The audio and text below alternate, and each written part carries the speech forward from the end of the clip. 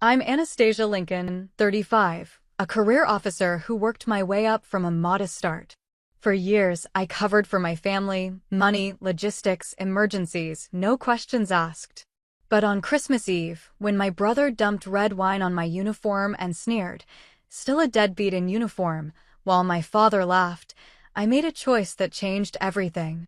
Ever been dismissed or humiliated by someone you cared for? Tell me in the comments, you're not alone. Before I dive in, tell me where you're watching from. And if you've ever had to draw a hard line to protect your dignity, hit like and subscribe for more true stories about boundaries and self-respect. What happened next might surprise you. Growing up, my brother and I existed in a constant state of competition wrapped in the thin veneer of sibling loyalty. He was 2 years younger, quick with a smile, and even quicker to find trouble. I was the one who cleaned up his messes, took the blame when necessary, and stood between him and consequences that might have actually taught him something. Our childhood home operated on an unspoken system where his charm bought him immunity, and my sense of responsibility made me the family's unofficial crisis manager. When he broke Mrs. Peterson's window with a baseball, I was the one who showed up at her door with my allowance money and an apology. When he got caught cheating on his algebra test, I spent 3 nights tutoring him for the makeup exam while he played video games in the next room. When he borrowed Dad's car without permission and returned it with a dent, I convinced Dad it had happened in the school parking lot while I was driving. The pattern established itself early and held firm through our teenage years. He would push boundaries, create chaos, or simply fail to meet expectations, and somehow I would find myself smoothing things over. Not because anyone asked me to, but because the alternative, watching him face real consequences, felt like a betrayal of something fundamental between us. When I announced my intention to join the military after high school, the reaction was predictably mixed. Mom worried, Dad expressed cautious pride, and my brother shrugged with the casual dismissal he reserved for things that didn't directly benefit him. He was heading to college on our parents' dime, studying business with the same half-hearted commitment he'd brought to most endeavors. "You sure about this military thing?" he asked one evening as I filled out paperwork at the kitchen table. "Seems like a lot of rules and early mornings for not much payoff." I looked up from the forms, taking in his expression of mild bewilderment. He genuinely couldn't understand why someone would choose structure over comfort, discipline over convenience. To him, my decision represented an unnecessary hardship, like volunteering to carry heavy boxes when others were available to do the lifting. "It's not about payoff," I said. "It's about service." He shrugged again and wandered off to watch television, leaving me with the distinct impression that I'd spoken in a foreign language. The disparity in our choices became more apparent over the following years. While I progressed through basic training, advanced instruction, and my first assignments, he drifted through college with mediocre grades and an ever-expanding social circle. Our parents spoke about his fraternity activities and weekend parties with the same fond indulgence they'd always shown, while my achievements, promotions, commendations, successful deployments earned polite acknowledgement and quick subject changes. The financial dynamic that developed revealed the deeper pattern. During my first deployment, I sent money home regularly. Not because my family was struggling, but because it felt right to contribute, to maintain my connection to them even from thousands of miles away. When I returned on leave, I learned that my brother had been asking for money too, for spring break trips, for a better car, for various schemes that never quite materialized into anything productive. "He's young," Mom would say when I questioned the wisdom of funding his latest adventure. "He needs time to figure things out." But I was young too, just 2 years older, and I'd figured out enough to know that enabling irresponsibility wasn't kindness. Still, I kept sending money home, telling myself it was for my parents' benefit, not his. My brother's relationship with responsibility remained consistently strained. Borrowed money never got repaid. Promises to help with family obligations evaporated when more interesting opportunities arose. When Grandma needed help moving to assisted living, I took emergency leave to coordinate the transition while he claimed prior commitments that couldn't be broken. "You're so much better at this stuff," he'd say with that easy smile. I'd probably just mess it up. It was a convenient excuse wrapped in false humility, and we all pretended to believe it because the alternative required acknowledging some uncomfortable truths about character and commitment. The favoritism wasn't dramatic or obvious, but it was constant. Dad would laugh off my brother's latest mishap with the same indulgent shake of the head he'd been using since we were children. When I made mistakes, rare as they were, the response was disappointment and lectures about living up to my potential. My successes were expected, his failures were endearing. "Your brother's got that spark," Dad would say during phone calls. "He'll find his way eventually." My way, apparently, was already found and therefore required no additional commentary or encouragement. The uniformed daughter who showed up for family obligations, helped during crises, and maintained steady contact from wherever the military sent her had become part of the landscape, reliable, predictable, and taken for granted.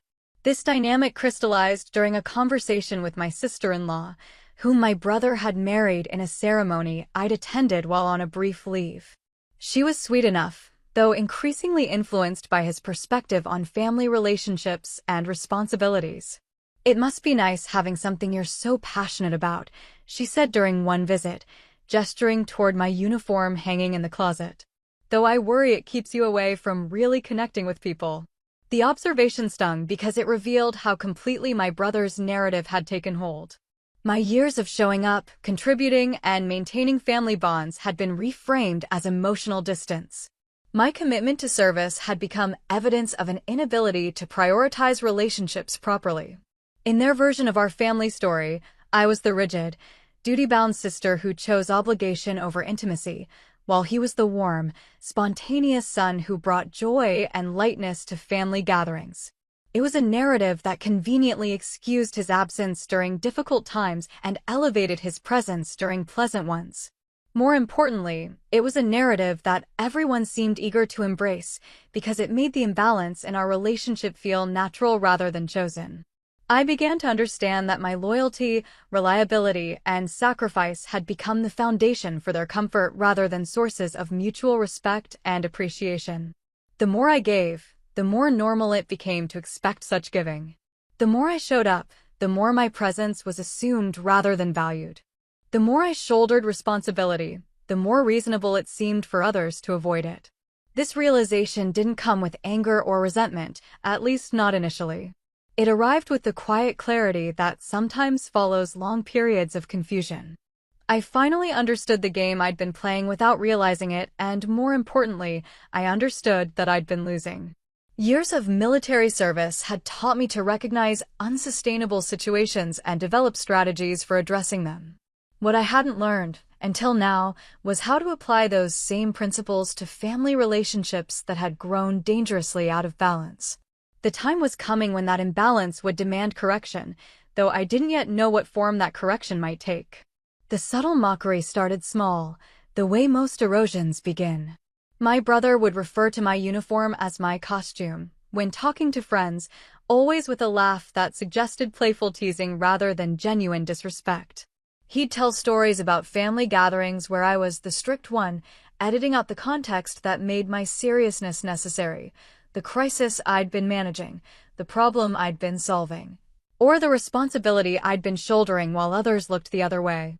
"She's always been the serious type," he'd say with fond exasperation, as if my reliability was both endearing and slightly excessive. "Everything's got to be done by the book with her." These characterizations stung because they contained just enough truth to seem reasonable while completely missing the point. Yes, I followed protocols and honored commitments.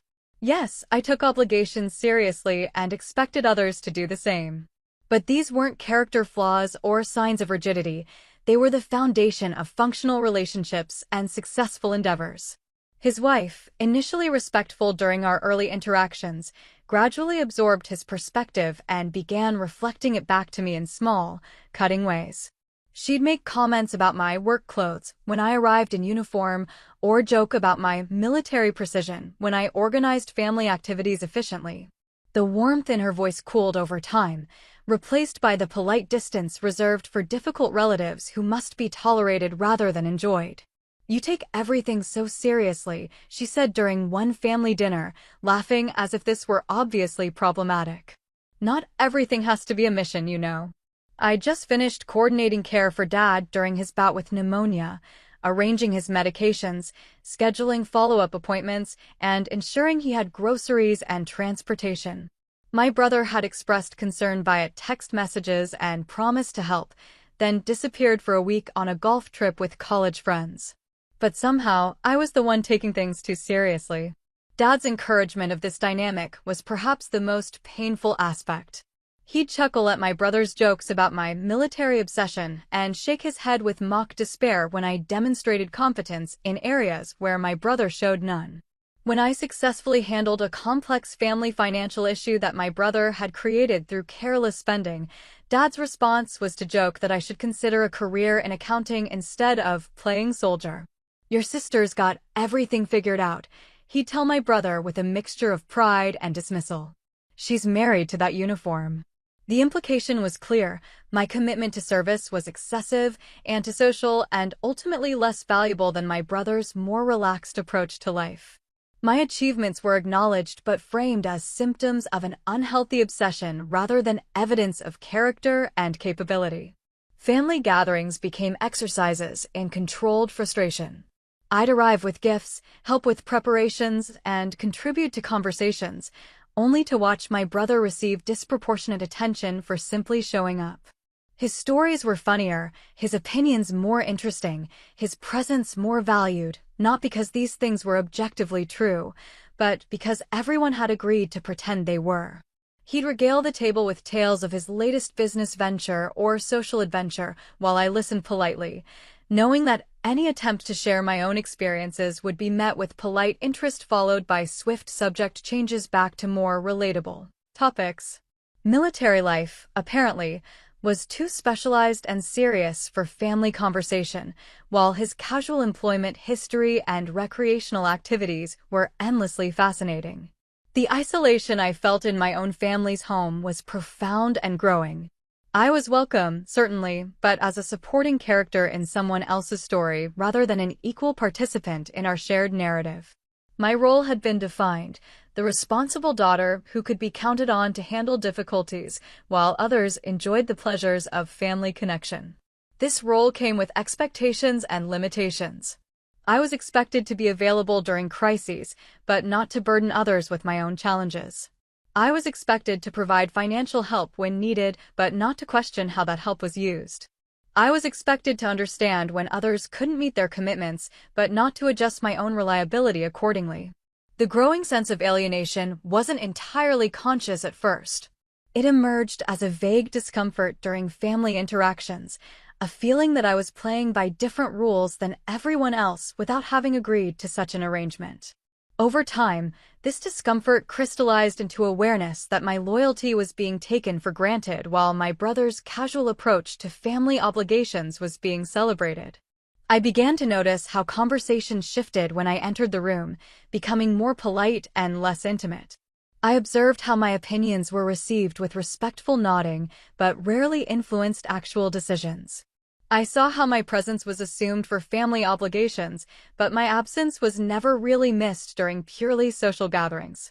The realization that I'd become functionally invisible within my own family except when useful was both painful and clarifying. It explained why my contributions felt increasingly hollow and why my visits home left me feeling more distant rather than more connected.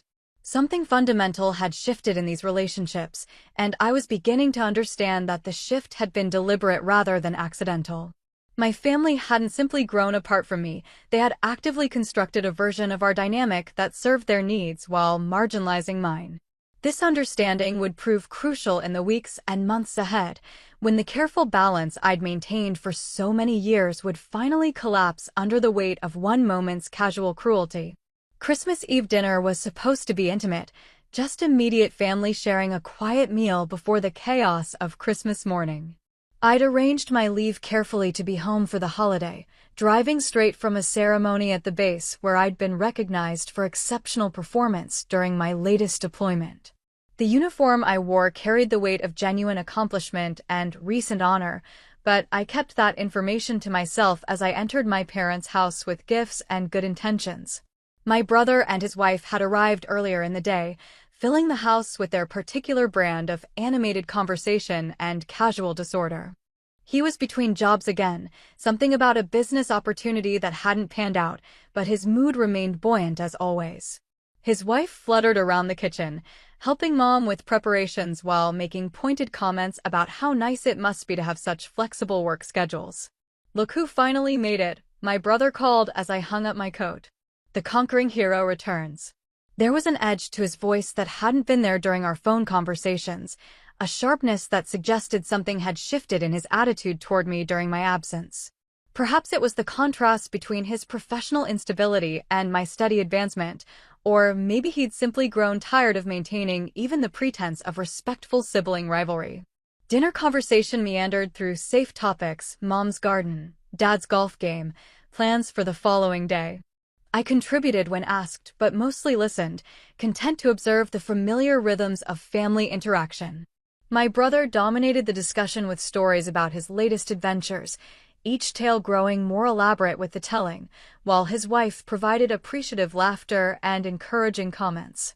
The shift came without warning, triggered by something I said about military tradition and the honor of serving during holidays. It was a casual observation, not a lecture or complaint, but my brother's expression darkened immediately. "Oh, here we go," he said, reaching for the wine bottle. "Time for another sermon from Saint Uniform." The words might have been teasing, but his tone was sharp with genuine irritation. He filled his glass and then, without breaking eye contact with me, tipped the bottle toward my jacket.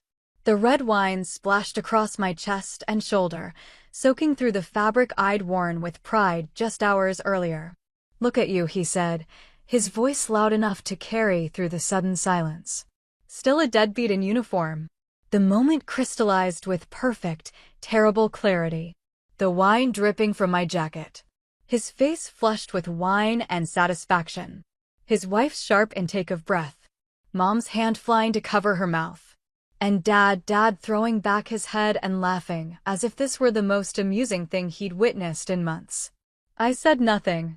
Words felt inadequate to the moment, insufficient to bridge the gap between what had just happened and what should happen next.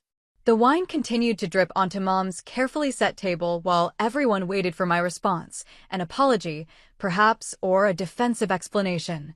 Or maybe tears that would allow them to comfort me and restore the familiar dynamic where my pain became their opportunity for magnanimous forgiveness.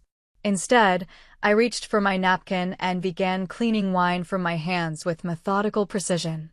The stain on my uniform would be permanent, but my composure would not be broken by their need to see me diminished. "I think I should go," I said finally, my voice steady and quiet. "Oh, come on," my brother said, already backtracking as he recognized that something had changed. "It was just a joke. You're taking this way too seriously." But I was already standing, already gathering my things with the same careful efficiency I'd learned in military service. Mom was apologizing, Dad was making uncomfortable noises about everyone settling down, and my brother was shifting between defensive justification and nervous attempts at humor. None of it mattered. The line had been crossed, clearly and publicly, with witnesses who chose laughter over justice. The humiliation was complete and intentional, designed to put me in my place and remind everyone of the hierarchy that had always existed in our family relationships. As I walked to my car, I could hear voices rising behind me, arguments, explanations, someone calling my name. But the conversation I needed to have wouldn't be with them, and it wouldn't be tonight. The uniform they'd mocked was still wet with wine as I drove home, but it represented something they couldn't touch with their casual cruelty. That night, I sat in my small apartment and considered the weight of what had happened. Not just the wine or the words, but the laughter that followed. The moment when my father chose to find humor in my humiliation rather than defend his daughter's dignity. The moment when years of taking their disrespect in stride had finally led to this, open mockery delivered with confidence that I would absorb it without consequence. They had miscalculated badly. I made one phone call that night, brief and professional, to a trusted colleague who understood the complexity of family obligations and military duties. The conversation lasted less than 5 minutes, but it set in motion a series of events that would fundamentally alter the comfortable assumptions my family had built around my infinite tolerance for their treatment. The wine would wash out eventually, but the memory of their laughter would prove indelible. More importantly, it would prove instructive about the difference between loyalty and servitude, between family love and family exploitation. By morning, they would begin to understand that difference as well. The rest of Christmas Eve passed in my apartment like a held breath. I changed clothes, treating the stained uniform with the respect my family had failed to show, then sat in the growing darkness and thought about years of accumulated slights and dismissals. Not with anger, exactly, but with the cold clarity that comes when illusions finally fall away completely. I'd spent so many years telling myself their behavior was thoughtless rather than intentional, casual rather than calculated. The wine on my uniform had washed away that comfortable fiction. The laughter that followed had made their contempt explicit and public. Most importantly, their confidence that I would simply absorb this latest humiliation had revealed how completely they misunderstood both my character and my capabilities. My phone rang several times, Mom trying to smooth things over, my brother alternating between defensive justifications and half-hearted apologies. I let the calls go to voicemail and listened to each message with growing clarity about the dynamics I'd been enabling for far too long. You know he didn't mean anything by it, Mom's voice pleaded through the speaker. He's just going through a rough patch with work. You know how he gets when he's stressed. But I didn't know how he got when stressed, and I also knew how he got when confident, happy, drunk, or disappointed. In every emotional state, his instinct was to elevate himself by diminishing others, and I'd been his favorite target because I'd been his safest one. My loyalty had become his shield, my forgiveness his guarantee of immunity from consequences. That arrangement was about to change. The call I made was brief and professional, placed to a colleague whose competence I respected and whose discretion I trusted completely. Lieutenant Colonel Sarah Martinez had served with distinction in multiple theaters and understood the delicate balance between personal considerations and military necessities. I need a favor, I said without preamble when she answered. It's personal, but it's also legitimate. What do you need? My brother's been talking about wanting military experience on his resume. He's between jobs right now, early 30s, physically capable. I want to know what options exist for someone in his situation. Sarah was quiet for a moment, understanding immediately that this request carried weight beyond its simple parameters. Are we talking about encouraging voluntary service or facilitating involuntary service? I'm talking about presenting opportunities that match his frequently expressed interests and capabilities. She understood. We'd worked together long enough for her to recognize my careful word choices and their implications. I'll make some inquiries. Family situations can be complex. Indeed they can. The conversation lasted less than 5 minutes, but it represented a fundamental shift in my approach to family relationships. For years, I'd absorbed their treatment passively, telling myself that tolerance was virtue and that family bonds required infinite patience. Tonight had taught me the difference between patience and enabling, between loyalty and self-destruction. I spent the remaining hours until dawn thinking about justice and consequences, about the difference between revenge and accountability. What I was contemplating wasn't motivated by spite or anger, though both emotions were certainly present. It was motivated by recognition that relationships without boundaries inevitably become relationships without respect. My brother had spent years testing those boundaries, pushing against limits that never materialized, escalating his behavior because previous escalations had been forgiven or ignored. Tonight had been the natural culmination of that pattern, public humiliation, delivered with confidence that it would be absorbed without meaningful consequence. He'd made a critical error in calculation. At exactly 0700 hours the next morning, while my family was presumably sleeping off their Christmas Eve festivities, my brother's wife received a certified delivery at their front door.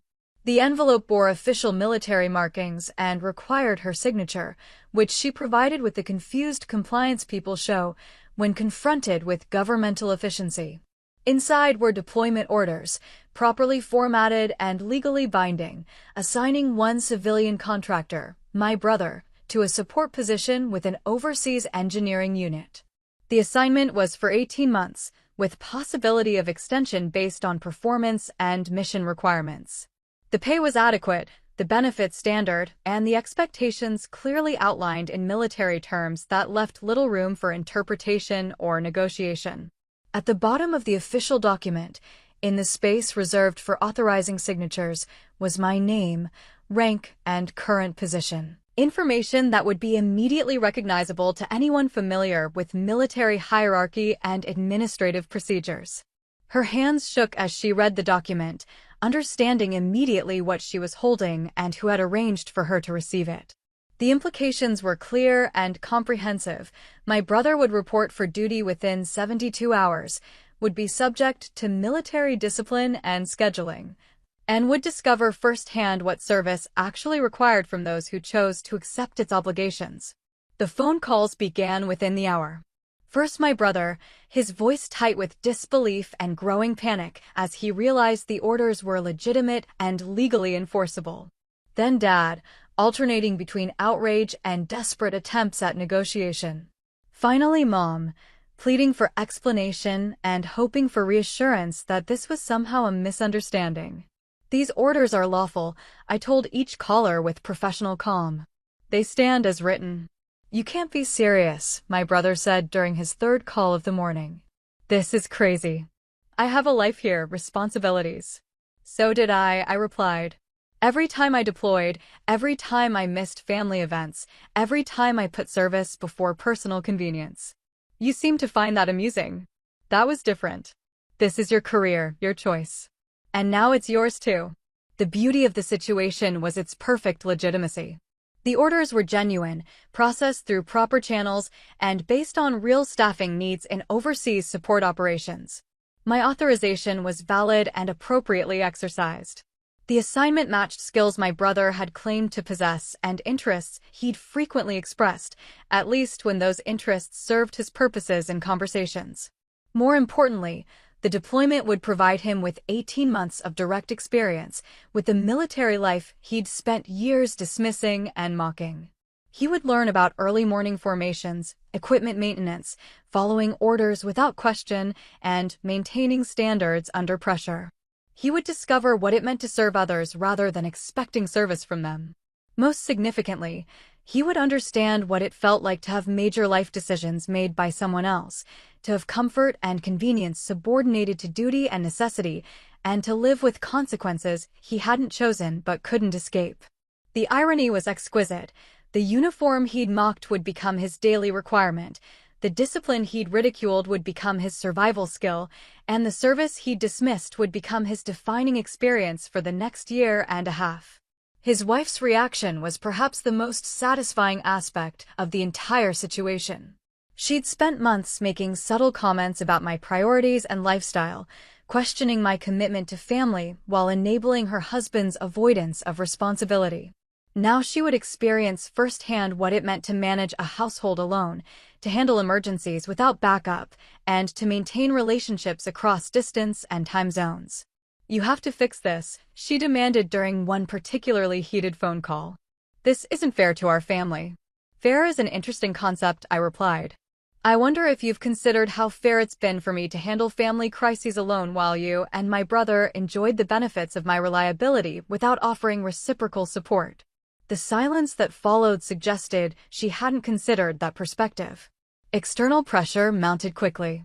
Extended family members began calling, offering to mediate or negotiate some compromise. Friends of my parents expressed concern about family harmony and suggested I was overreacting to what had been a minor incident. Even my brother's former employers were contacted to provide character references that might support an appeal for exemption or delay. I remained politely unmoved by all interventions. The orders were legal, necessary, and appropriate. My brother had repeatedly expressed interest in military experience and had frequently criticized the ease of military life compared to civilian challenges. This assignment would provide him with first-hand knowledge to inform his future opinions on both subjects. Moreover, the timing was actually quite convenient. He was currently unemployed, had no immediate prospects, and had been discussing his need for career direction. Military service would provide structure, purpose, and valuable experience that would benefit his future endeavors. The logic was unassailable, the process was legitimate, and the outcome would be instructive for everyone involved. By evening, the reality had begun to settle over my family like cold water over a hot surface. My brother would be leaving, whether he wanted to or not, and he would be learning lessons about service and sacrifice that he'd spent years avoiding. The wine stain on my uniform had been cleaned, but the stain on our family relationships would require much more extensive treatment. Treatment that had now begun. The transformation began immediately. My brother, who had never encountered a situation he couldn't charm or sidestep his way out of, discovered that military orders operate according to different rules than family dynamics or civilian employment. There were no negotiations, no extensions, no appeals based on inconvenience or personal preference. Within 72 hours, he was processed through intake procedures that measured him for uniforms, assigned him identification numbers, and subjected him to medical and psychological evaluations he'd never imagined would be required. The same casual attitude that had served him well in previous endeavors was now a liability that attracted unwelcome attention from drill instructors who'd seen his type before and knew exactly how to address it. His first letters home were predictably bitter, filled with complaints about early morning formations, rigid scheduling, and superiors who wouldn't tolerate his usual approaches to responsibility and authority. He blamed me for his situation, naturally, but the blame carried less weight when filtered through descriptions of daily routines that left him exhausted and challenged in ways he'd never experienced. "The food is terrible," he wrote to Mom. "The accommodations are basic, and they expect you to be ready for inspection every morning at 0600. Everything has to be perfect, your bunk, your appearance, your equipment. They don't care if you're tired or if you have other things to worry about." The irony was apparently lost on him, but it wasn't lost on me. For years, I'd been ready for inspection every day of my life, maintaining standards he'd mocked while he enjoyed the luxury of lowered expectations and casual performance. Now he was discovering what those standards actually required and why maintaining them was considered both necessary and honorable. His wife's experience proved equally instructive. Without his physical presence to charm away problems or deflect responsibility onto others, she was forced to handle household management, financial planning, and decision-making independently. The grocery shopping, bill paying, and maintenance issues that had somehow always fallen to others in the past now became her direct responsibility. Her initial calls to me were filled with barely contained resentment and thinly veiled demands for assistance in managing her newly complicated life. She seemed to expect that my intervention in their situation would be followed by my support in handling its consequences, as if I were obligated to clean up the mess I'd created by imposing accountability. "I don't know how to handle the car registration renewal," she complained during one call. "He always took care of that stuff." "The DMV website has clear instructions," I replied. "It's quite manageable if you follow the steps in order." But I've never done it before. Neither had I, the first time. Learning new skills is part of adult life. The conversation ended with her hanging up in frustration, but subsequent calls indicated she was indeed learning to handle tasks she'd previously considered beyond her capabilities. The process was clearly difficult and sometimes overwhelming, but it was also necessary for her development as a fully functional adult. Dad's response to the situation evolved more slowly. His initial outrage gave way to uncomfortable recognition that his son's deployment was legitimate and unavoidable. The jokes about military life became less frequent as weekly phone calls revealed the genuine challenges my brother was facing and the personal growth those challenges were forcing upon him. More significantly, Dad could no longer dismiss my own service as excessive or unnecessary when confronted with evidence of how difficult that service actually was. The casual mockery he'd encouraged now seemed less amusing when directed at someone he could see struggling with military expectations and requirements. "He's having a hard time adjusting," Dad told me during one conversation, his tone uncertain rather than accusatory. "Adjustment is part of the process," I replied. "Most people find military service challenging initially, but the challenge is what makes it valuable." I never realized how structured it would be.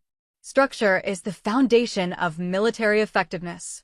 It's also what creates the discipline and reliability that enable service members to handle responsibilities others might find overwhelming.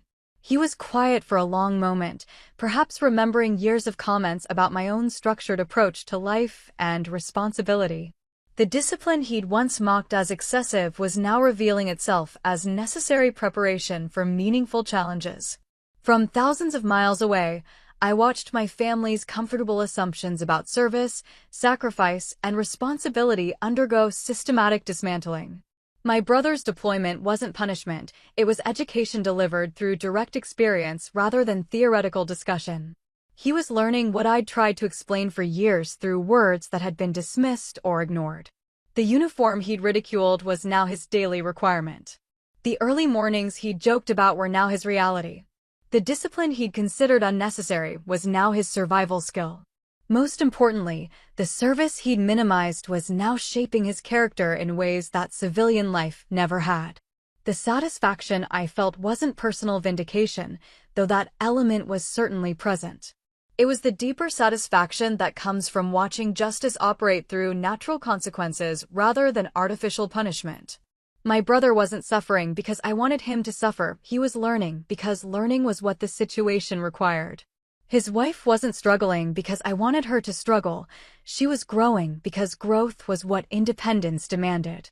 Dad wasn't reconsidering his attitudes because I'd forced him to, he was adapting because reality no longer supported his previous assumptions.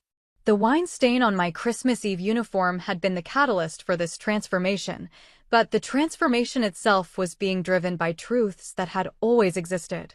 I'd simply removed the barriers that had prevented those truths from having their natural effect. The process would continue for months, gradually reshaping relationships and assumptions that had been decades in the making.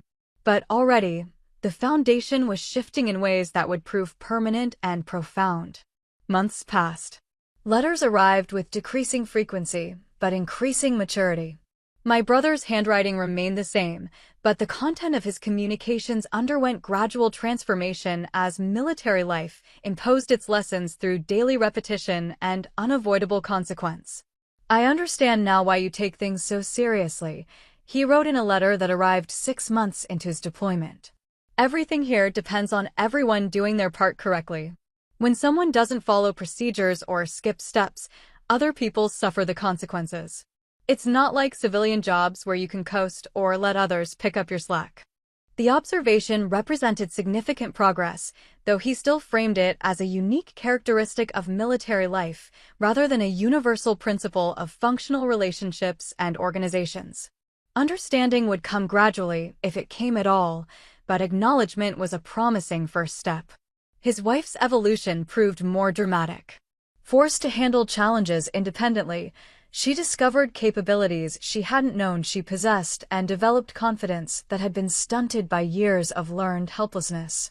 Her phone calls to me shifted from complaints about her difficulties to occasional updates about her successes in managing their household and finances alone. I got a promotion at work, she mentioned during one call, her voice carrying surprised pride. They said I'd shown initiative in handling some problems that came up while Tom was away. Initiative. The word hung in the air between us, both of us recognizing its significance. She'd spent years believing herself incapable of handling complex situations, but necessity had revealed that belief to be incorrect. Her husband's absence had created space for her competence to emerge and flourish. Dad's adjustment was perhaps the most significant because it was the most reluctant. His worldview had been organized around my brother's charm and potential, with my achievements serving as reliable background support that required neither attention nor acknowledgement. The deployment had disrupted this comfortable arrangement by forcing him to confront the actual demands of military service and the character it required to meet those demands successfully. Your brother's letters sound different, he admitted during a phone conversation that stretched longer than our usual exchanges. More thoughtful, I guess. Military service tends to encourage reflection, I replied. When your decisions affect other people's safety and mission success, you learn to think before acting. Is that what it was like for you? All those deployments? The question surprised me with its directness and apparent genuine interest. For the first time in years, Dad seemed to be asking about my experience rather than simply acknowledging its existence before moving on to more comfortable topics. Every deployment taught me something about responsibility, teamwork, and personal limits, I said carefully. The lessons weren't always comfortable, but they were always valuable. I don't think I ever really understood that.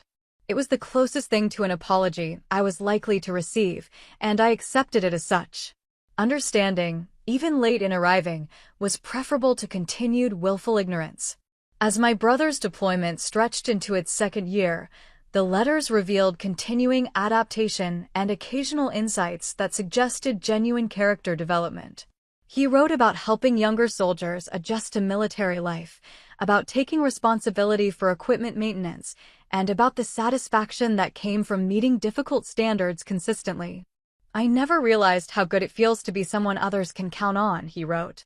When they put me in charge of vehicle maintenance for our unit, I was terrified I'd mess up and cause problems for everyone. But I didn't mess up. I worked harder than I've ever worked at anything, and now the vehicles run perfectly and everyone trusts me to keep them safe. Trust earned through competence and reliability, concepts that had been foreign to him in civilian life, but were becoming foundational to his military experience. The responsibility he'd avoided for years had become a source of pride rather than burden. His wife had also discovered the satisfaction of earned trust. Her colleagues relied on her judgment, her neighbors asked for her advice, and she'd begun volunteering with organizations that valued her newly developed organizational skills. The woman who'd once struggled to renew car registration was now coordinating community fundraisers and managing complex projects with apparent ease. I don't know what I was so afraid of before, she confided during one of our rare but increasingly pleasant conversations. I always thought I needed someone else to handle the complicated stuff, but most of it really isn't that complicated once you actually try to understand it.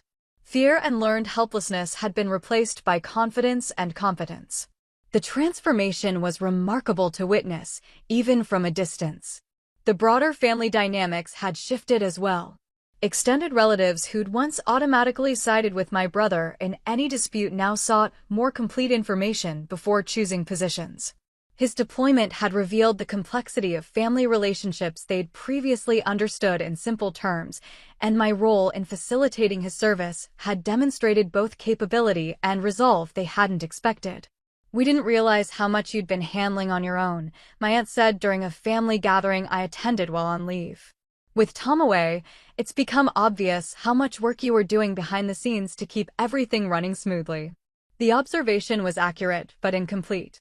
I hadn't been working behind the scenes, I'd been working in plain sight while others chose not to notice or acknowledge my contributions. Still, recognition, however belated, represented progress toward more honest family relationships.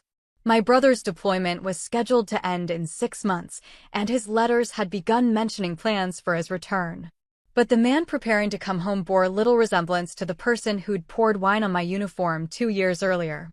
Military service had fundamentally altered his character, replacing casual irresponsibility with earned competence and transforming his relationship with authority from resistance to respect.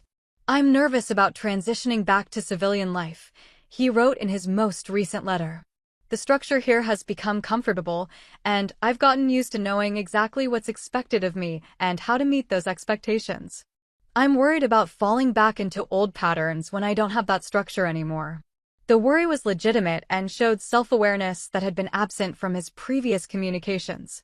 Military service had taught him to value the very qualities, discipline, reliability, accountability, he'd once mocked in others. More importantly, it had taught him to recognize when those qualities were absent and to understand the problems their absence created.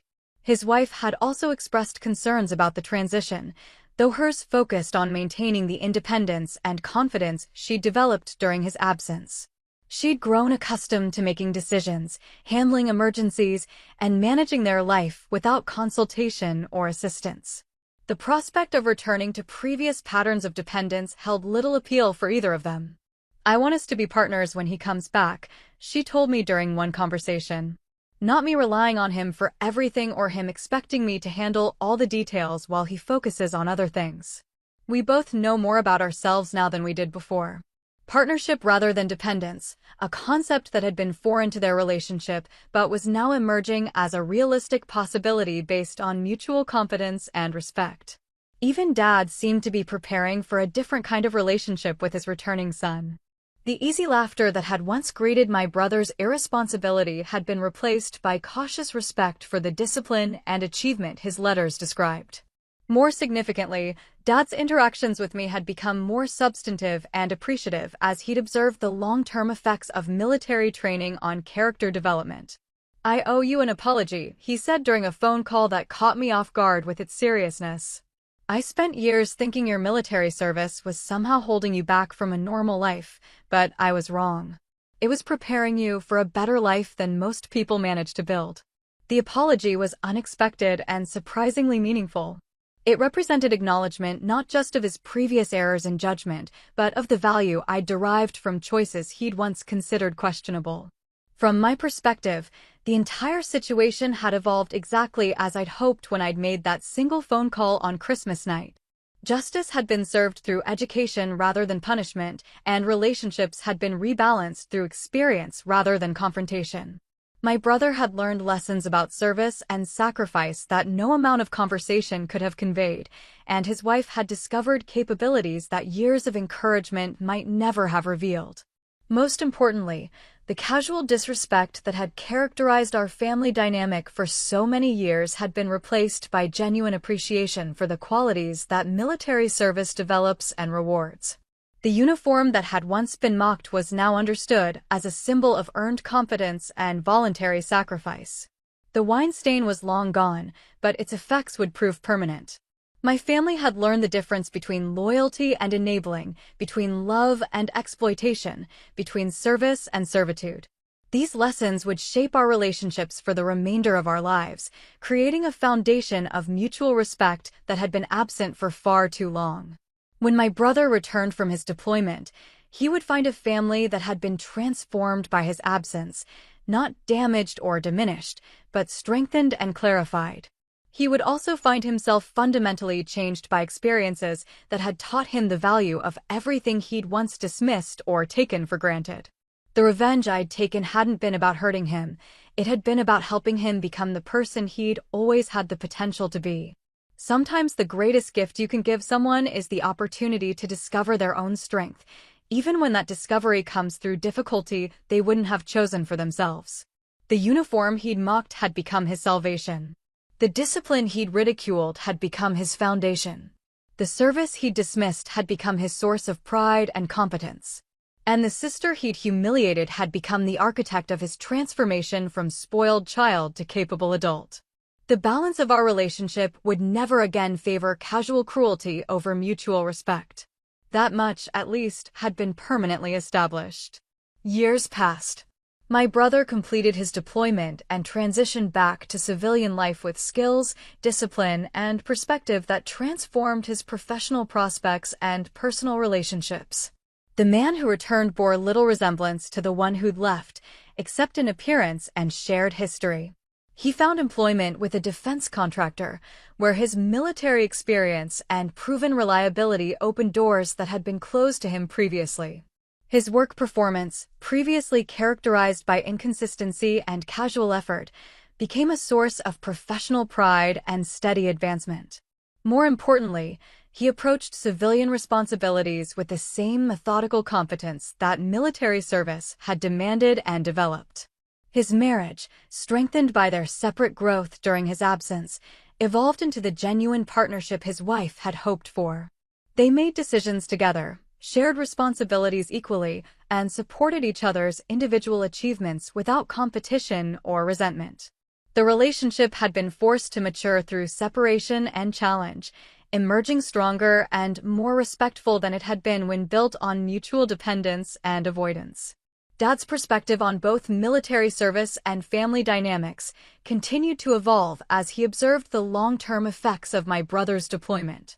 The casual dismissal of military discipline that had characterized his previous attitudes was replaced by genuine appreciation for the character development and practical skills that service provided. More significantly, he began to understand how his own favoritism and inconsistent expectations had damaged family relationships and individual growth. "I think I did you both a disservice over the years," he told me during a visit that coincided with my brother's return. "I made things too easy for him and expected too much from you, without realizing that both approaches were harmful in their own ways." The admission represented years of reflection and uncomfortable self-examination. It also represented the foundation for healthier family relationships based on realistic expectations and mutual respect rather than inherited roles and unexamined assumptions. My own career had continued its upward trajectory, with promotions and recognitions that reflected both competence and character developed through years of service and sacrifice. The qualities that had once seemed excessive to my family, discipline, reliability, commitment to excellence, were now understood as the foundation of meaningful achievement and personal integrity. The respect I received from colleagues and superiors stood in stark contrast to the casual dismissal I'd once accepted from family members, highlighting how drastically our dynamics had shifted over the years since that Christmas Eve confrontation. My brother and I began meeting occasionally for lunch or coffee, conversations that were initially tentative but gradually became more substantive and honest. He never explicitly apologized for years of disrespect and exploitation, but his changed behavior and obvious effort to treat me as an equal rather than a resource served as ongoing acknowledgement of past mistakes. "I understand now why you always seemed so serious about everything," he said during one of these meetings. "When other people are counting on you to get things right, you can't afford to be casual about your responsibilities." I spent years thinking that was uptight, but it was actually mature. Maturity, a quality he developed through forced experience with real consequences rather than the theoretical discussions that had proven ineffective for so many years. The transformation was genuine and apparently permanent, built on foundations of earned competence rather than inherited privilege. His wife had also continued to flourish independently, building a career and social network based on her own capabilities rather than reflected status. She'd become someone whose opinions were sought and valued, whose presence was appreciated rather than simply tolerated, and whose contributions were recognized rather than taken for granted. "I owe you a debt I can never really repay," she told me during a family gathering celebrating my latest promotion. "If you hadn't done what you did, I'd probably still be waiting for someone else to handle everything complicated in my life." The gratitude was sincere and touching, though unnecessary. Her growth had been the result of her own effort and courage, not my intervention. I'd simply removed the barriers that had prevented her natural capabilities from emerging and developing. The broader family had also adjusted to new realities and expectations. Extended relatives who'd once assumed I would handle any crisis or obligation now approached family responsibilities with more equitable distribution of effort and accountability. The automatic assumption that my availability and competence made me the designated problem solver had been replaced by more realistic expectations and shared responsibilities. Family gatherings became genuinely pleasant rather than exercises in managed resentment. Conversations included all participants as equals rather than featuring some members while utilizing others as supporting cast. Most importantly, my presence was valued for its own sake rather than simply for the practical support it provided during difficult times. During one such gathering, I found myself observing the transformed dynamics with quiet satisfaction. My brother helped with preparations without being asked. His wife contributed thoughtfully to conversations rather than simply providing appreciative audience, and Dad treated everyone's achievements and opinions with equal interest and respect. The Christmas Eve uniform incident had become family legend, discussed occasionally with mixture of embarrassment and acknowledgement of its transformative effects. No one pretended it had been pleasant, but everyone recognized it as the catalyst for necessary changes that had improved all of their lives substantially. "I can't believe I was ever that stupid," my brother said during one such discussion, shaking his head at the memory. "But I'm grateful you didn't let me stay that way." Gratitude for difficult lessons imposed without consent, an attitude that demonstrated how completely his perspective had shifted from entitlement to appreciation, from victim mentality to personal responsibility. Looking back across the years that had passed since that night of wine and humiliation, I could see the clear trajectory from crisis to resolution, from dysfunction to health, from exploitation to mutual respect. The intervention I'd chosen had been dramatic and irreversible, but it had also been precisely calibrated to address the specific problems that needed correction. My brother had needed to learn about service, sacrifice, and the satisfaction that comes from meeting high standards consistently. His wife had needed to discover her own competence and independence. Dad had needed to confront the long-term effects of favoritism and inconsistent expectations. The family as a whole had needed to develop more equitable and respectful relationships. Military deployment had provided the perfect vehicle for delivering all these lessons simultaneously, creating circumstances that made growth necessary rather than optional, and ensuring that changes would be permanent rather than temporary. The uniform that had been stained with wine now hung in my closet among others, each representing years of service, sacrifice, and achievement that had shaped both my character and my family's understanding of what such service actually required and provided. Justice, I'd learned, doesn't always roar with dramatic confrontation and immediate consequences. Sometimes it arrives quietly, through carefully chosen actions that create inevitable outcomes over extended periods. Sometimes it works through education rather than punishment, through opportunity rather than deprivation, through challenge rather than comfort. The wine had been cleaned from my uniform, but its effects had proven indelible. My family had been transformed by understanding what they'd previously dismissed, and I'd been vindicated by time and outcome rather than argument and explanation. Most importantly, we'd all learned that respect, once lost, must be earned back through changed behavior rather than good intentions, and that family loyalty requires reciprocity rather than exploitation to remain sustainable and healthy. The balance had been restored, permanently and properly. That was justice enough. But life, as I'd learned through years of military service, rarely allows for neat conclusions or permanent resolutions. New challenges emerge, relationships continue to evolve, and the lessons we think we've mastered reveal additional layers of complexity that require fresh understanding and adaptation. 5 years after my brother's return from deployment, our family faced a crisis that would test whether the changes we'd undergone were truly permanent or merely situational. Mom was diagnosed with early-onset dementia, a progressive condition that would require coordinated family support and difficult decisions about care, finances, and long-term planning. The old version of our family dynamics would have defaulted to familiar patterns. I would have shouldered primary responsibility, while others provided emotional support and occasional assistance. Dad would have deferred to my competence, while my brother contributed sporadic help between other commitments. The burden would have been mine because I was reliable, available, and accustomed to handling complicated situations alone. Instead, our first family meeting about Mom's diagnosis revealed how fundamentally our relationships had changed. My brother arrived with a detailed research folder about dementia care options, having spent weeks investigating local facilities, in-home care services, and financial planning strategies. His wife had coordinated with her employer to arrange flexible scheduling that would allow her to help with daily care needs. Dad had consulted with financial advisors and estate attorneys to ensure Mom's wishes would be honored and her resources properly managed. "I know this is going to be hard on all of us," my brother said as we sat around the kitchen table where so many difficult conversations had taken place over the years. "But I want you to know that Sarah and I are committed to sharing this responsibility equally.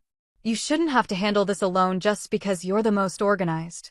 The statement represented a complete reversal of previous family dynamics.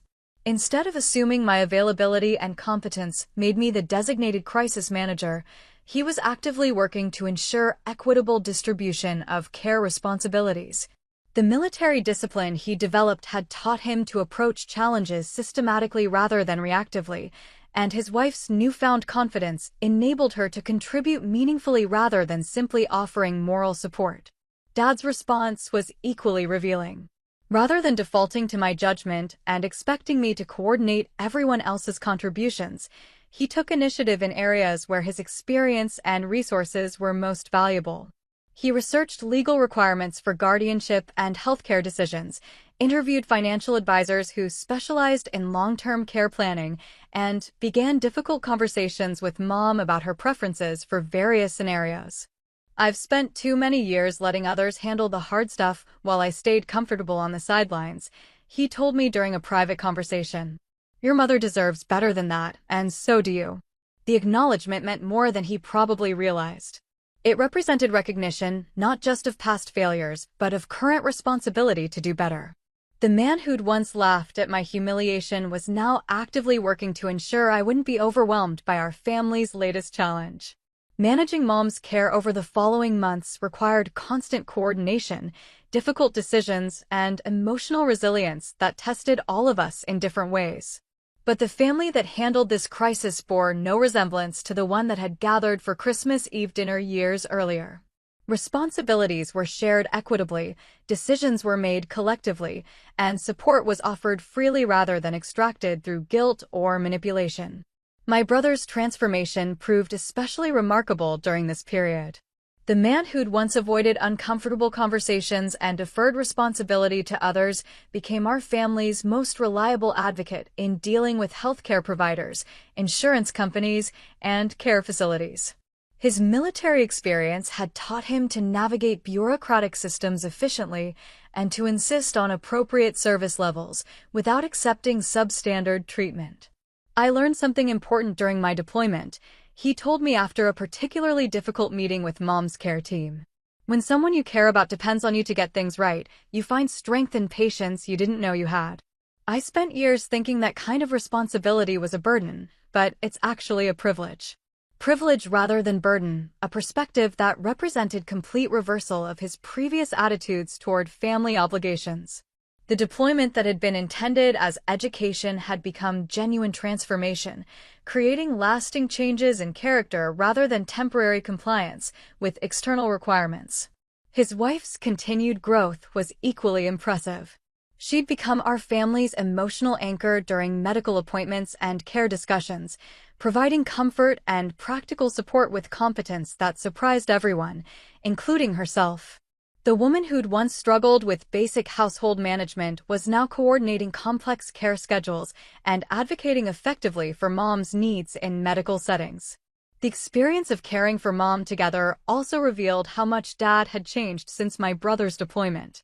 Instead of maintaining his previous pattern of emotional distance, punctuated by occasional jokes or comments, he became actively engaged in day-to-day care decisions and practical support. He spent hours each day with Mom, patiently helping with activities that her declining cognitive function made increasingly difficult. I wasted too many years taking your mother for granted, he confided during one of these sessions. I always assumed she'd be there to handle the details while I focused on bigger picture stuff. Now that she needs me to handle the details, I'm grateful for every opportunity to take care of her properly. The role reversal was profound and touching. The man who'd once expected others to manage complications was now embracing complexity as an expression of love and commitment rather than an inconvenience to be avoided. As Mom's condition progressed, our family developed systems and rhythms that maximized her comfort while distributing care responsibilities in ways that acknowledged everyone's strengths and limitations. My military training proved valuable for logistical coordination and crisis management, but it was no longer the only source of competence and reliability within our family structure.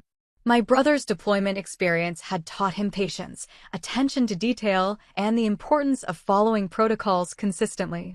His wife's forced independence had developed her confidence and problem-solving abilities. Dad's belated recognition of his previous shortcomings had motivated genuine effort to contribute meaningfully rather than symbolically. The crisis that might once have destroyed our family relationships instead strengthened them by providing opportunities for everyone to demonstrate growth and commitment.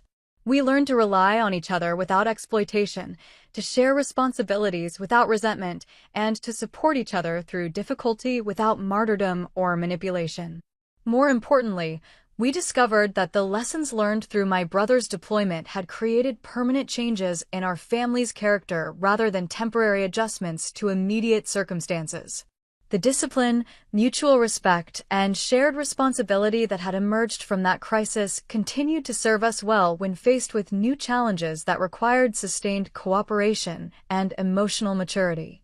Mom's care became a shared mission that brought out the best in everyone involved, proving that the transformation that had begun with wine and humiliation on Christmas Eve had indeed been genuine and lasting. The family that had once operated on exploitation and favoritism had become one that functioned through mutual support and equitable contribution. The uniform that had been stained years earlier remained a symbol of service and sacrifice, but it was no longer the only symbol of those qualities within our family. My brother wore his own metaphorical uniform now, the discipline and responsibility he'd learned through deployment and had chosen to maintain in civilian life. His wife wore hers in the form of confidence and competence she developed through necessity and had continued to cultivate through choice. Even Dad had found his own version of service through his commitment to caring for Mom with patience and dedication that honored their decades of marriage and acknowledged his gratitude for her years of managing details he'd previously ignored. Justice, I realized, wasn't just about correcting past wrongs or balancing scales that had been tilted unfairly. It was about creating conditions that allowed people to become their best selves rather than their most convenient selves, and about building relationships based on mutual respect rather than inherited assumptions. The wine had been cleaned from my uniform long ago, but its stain had marked the beginning of a transformation that continued to unfold in ways I couldn't have anticipated and wouldn't have dared to hope for when I'd made that single phone call on Christmas night. That Christmas Eve changed everything. For once, I stopped absorbing the disrespect and showed my family what real accountability looks like. What about you? Have you ever had to draw the line with family? Did standing up for yourself bring distance, or did it finally earn you respect? Drop your story in the comments, I read them all. And if you want more true stories about boundaries, justice, and self-worth, make sure to like this video and subscribe.